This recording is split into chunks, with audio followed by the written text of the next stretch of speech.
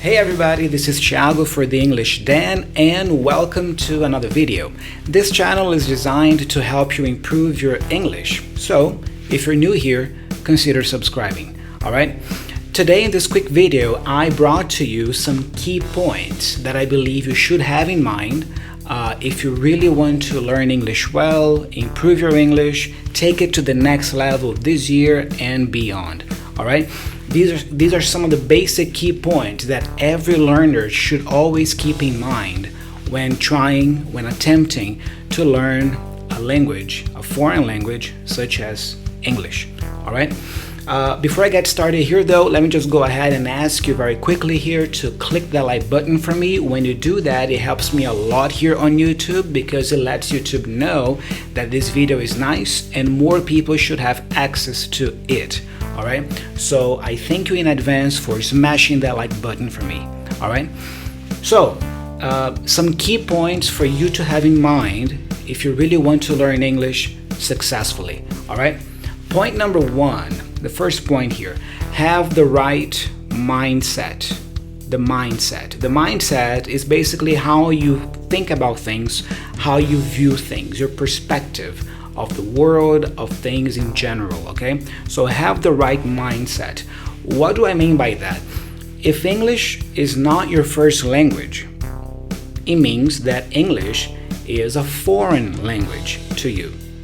Because it is a foreign language, keep in mind that English is gonna be different, if not very different, from your native language, all right? So it's important for you to have an open mind and also a flexible attitude towards learning English. All right? Why do I say that? Because as a teacher, I sometimes see students who have some resistance, some resistance to the language. Let me give you one example. I am Brazilian, right? So since I am Brazilian, my native language is Portuguese. In Portuguese, for example, it's not common for us to use the TH sound like we use in English. So that th sound or the sound, saying something like birthday and thank you and this articulation, this sound is not common in Portuguese. So it is very common in English, right? However, I see many students who have some sort of resistance. Yeah, I have many Brazilian students who have some resistance about this sound. This is just one example of being resistant to a feature of the language you are trying to learn, okay? So my point here is when I tell you to have the right mindset, I'm telling you to be open-minded, have a flexible attitude about English, and be prepared to change the way you speak. Yeah, ideally you should not speak English the same way you speak your native language because they are two different languages. Yeah, each language is different. Each language has let's say peculiar details. So when trying to learn English, if English is not your first language, right, be prepared to maybe change the way you move your mouth, maybe the way you use your tongue, be prepared to change your voice, how you place your voice, where your voice resonates, because it is a different language, right? How you use the muscles on your face, yeah, how tense or relaxed, yeah, the muscles on your face feel. So be prepared to change most of that if you really want to learn English very, very well, okay? Remember, be open-minded about this, be flexible, and always keep in mind that you are learning a different language, okay? So things that are true in your native language are not necessarily true in your second language or third language, whatever English might be for you. Okay, so that was the first key point that I wanted to talk to you about today. Second key point, it's important for you to set an emotionally compelling goal for yourself. Okay, what is a compelling goal? It's a strong goal, Yeah, it's an objective, a goal that moves you emotionally, that inspires you to go towards that goal, to reach that goal. Okay, so it has to be an inspiring motive, an inspiring reason why you are learning English. Okay, so ask yourself this question: why do you want to learn English? Why have you been studying English? What is your ultimate goal? Remember that it has to be something that moves you. Okay, some examples of that could be something like, well, I want to improve my English. I want to learn English well because I'm trying to get a promotion at my job. Yeah, there is this senior position, maybe a managerial position that I'm trying to get, but I need my English to be advanced to fluent for me to get that promotion. So that's my goal. This is one example. Another example of compelling goal could be, well, I really want to learn English well because I want to move to another country. I want to live in another country. So for me to do that, I need to learn English very nicely. Yeah. So these are a couple of examples of compelling goals that you could set for yourself. So this is something very personal. You have to make some reflection. You have to reflect about that a little bit and answer this question for yourself, right? Why are you trying to improve your English? Why are you trying to learn English? Okay? So that was the second key point. The next key point is be patient, don't give up, and be persistent. Okay, I always like to say that learning English well it's a skill, right? I mean, speaking a second language, a foreign language, that's a skill, and like any other skill, you need time and constant practice. All right, it's not something that you can get, that you can acquire in a short amount of time. It's not short term, guys. It's not short term. It's gonna be midterm to long term. Okay, it's a midterm to long term process. Yeah. Yes, I mean, you will be able to communicate somewhat. Yeah. After maybe 6 months, 1 year, 1 year and a half of constant practice and constant studies. But if you really want to get to a very nice, fluent, proficient level, yeah, you will need more time. Okay, I always like to say that a realistic time frame for you to keep in mind is from 4 up to 10 years. Yeah, it depends on each person, right? Some people might pick up the language faster than others. Yeah, but I think from 4 to 10 years of constant, dedicated, intentional studying, practicing of the language is a realistic amount of time for you to get really, really good at that language. Okay, so it's okay for you to have short-term goals when it comes to learning English, but keep in mind that it is a midterm to long-term process.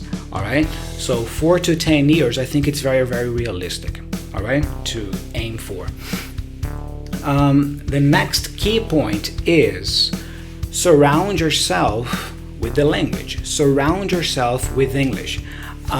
People sometimes say that for you to learn a second language well, like English, you have to move abroad. You have to live abroad.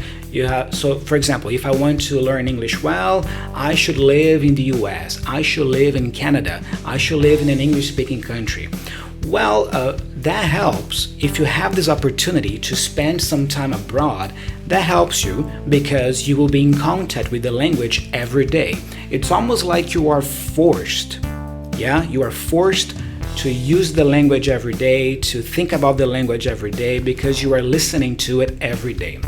So yes, I mean, if you have the opportunity to travel, do so because it helps.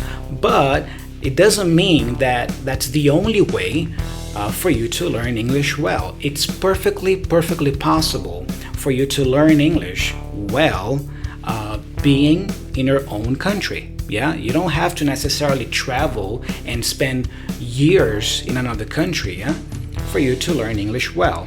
Okay, so if that's your case, surround yourself with the language. Nowadays, with the internet, the technology that we have available today, it's very possible to do that. I'm gonna shoot another video in the future talking more about this, but some examples could be, watching movies, TV shows, listening to podcasts, reading in English, ideally every day, so surround yourself with the language. Everywhere you go, try to be thinking about the language constantly. But in a future video, I can get into more details on how you can do that. But that is a very important key point for you to keep in mind. All right, surround yourself with the language. All right, very important. It's not, I'm sorry guys, but if you go to your language school twice a week, you have your English classes twice a week, and then you come back home, and for the rest of the week, you don't do anything else in English. You don't even touch the course book. You don't watch anything in English. You're gonna have some problems. You're gonna have some trouble there, because that's not how it works. It has to be something that you do every single day. Okay, it could be for 1 hour. It could be for 10 minutes, but it has to be constant. All right. So that's another key point for you to have in mind. All right. Surround yourself. Immerse yourself with the language, all right, in the language. The next key point is don't be afraid to make mistakes. I think it's amazing that as we grow up, we tend to stigmatize mistakes, right? We think that mistakes are the worst possible thing we can do, and that's not true. Mistakes is how you learn, okay? That's how you learn. You learn by making mistakes. You try it, you make mistakes, and then you try again, and you try again, and then eventually you understand that point, you understand that sound, that word, and you are able to incorporate that into your English. All right? So don't be afraid to make mistakes. Mistakes are part of the process, okay? You're not gonna be stupid. You're not stupid just because you make mistakes. All right, don't worry about that. Embrace the mistakes. All right, and finally, the last key point that I brought to you today is have fun. Have fun with it. Have fun with learning English. Learning English, studying English, it doesn't have to be something boring. Have fun with it. For example, if you love sports, right? Read about things in English related to sports. Watch sports in English, For example, if you love music, listen to a lot of music in English, Pick your favorite artists, your favorite songs, get the lyrics to your favorite songs and sing along. Try to understand what the lyrics are talking about there. So the point is, adapt English to your interests. If you love to read about maybe finances, investments, how to manage your money, personal development, that kind of stuff, read about these things, watch videos about these things, but in English. So it doesn't have to be boring. Have fun with the language. If you have fun with it, it's gonna be much easier and faster for you to develop the fluency that I'm sure you want. All right. So guys, that's pretty much it for today. These are the key points that I wanted to tell you about. Always keep those in mind. So just to wrap up here very quickly, have the right mindset. Okay, that involves being open-minded and being flexible towards the language.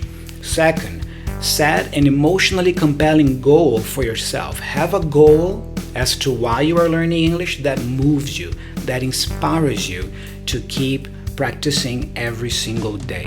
All right. Third, be patient, don't give up, and be persistent. Okay, midterm to long-term process. Remember that. Four, surround yourself with the language any way you can. Watch things, listen to things, read things, but surround yourself with the language. All right. Five, Don't be afraid to make mistakes. Mistakes is how you learn. Embrace the mistakes, all right? And finally, have fun with it. Adapt English to your personal interests, all right? That's it for today, guys. I hope you really liked this video. I hope this video was helpful to you and your English journey. If you like this video, again, smash the like button for me. That helps me a lot. And stay tuned because I'm gonna release new videos very, very soon, all right? Again, I'm Thiago for The English Den. Thank you very much for watching until now, and happy learning.